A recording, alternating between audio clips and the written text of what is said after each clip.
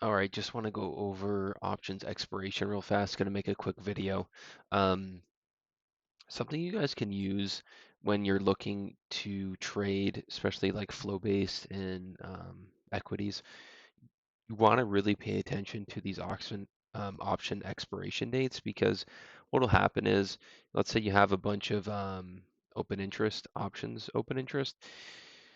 Basically, when they get down to these strikes, the market makers are going to be hedging each way, and it can kind of suppress price, not in a way that is actually like directionally, I don't even want to say valid, but if that makes sense. Um, Basically, guys, we get OPEX, market can move more freely. What happens when we get OPEX with COVID? I mean, I remember this. COVID's building up all the news, how terrible it's going to be and everything, and the market wasn't going down, which was weird, right? So if you don't know these kind of flows, definitely kind of key into them. We got the options expiration, and then we basically nuked. um, and then what was the bottom? The next monthly OPEX. I think was a quarterly OPEX as well. So those are even more important. So it's like monthly, and then obviously quarterly is more important.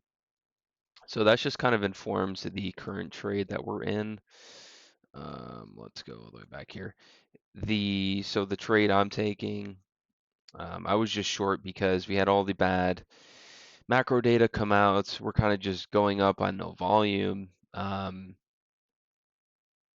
Kind of just look like dealers, basically just dealers coming in, buying back the market. I'm not even saying that we don't get a bounce. I mean, we probably will on Monday. But these are just events that you can kind of trade into. If you have a bias either way, you might get some volatility, stuff like that. What I would do, look at the options expiration calendar, start marking them out, go back with some historical data, and then try to see if you remember kind of the sentiment around there. Would you want to be long or short? And you can kind of use this in your trading.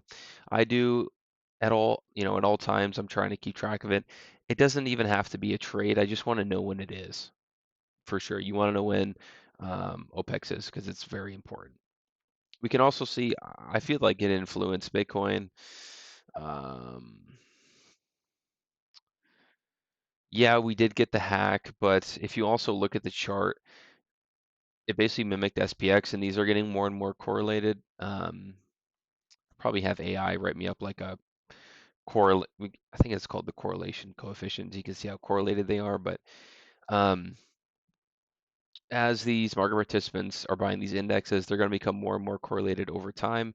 Yes, the hack did help to the downside, but I think OPEX and the SPX also accelerated it. So you had two reasons to be bearish on Bitcoin, along with the hack, along with where we were on the chart, along with the open interest.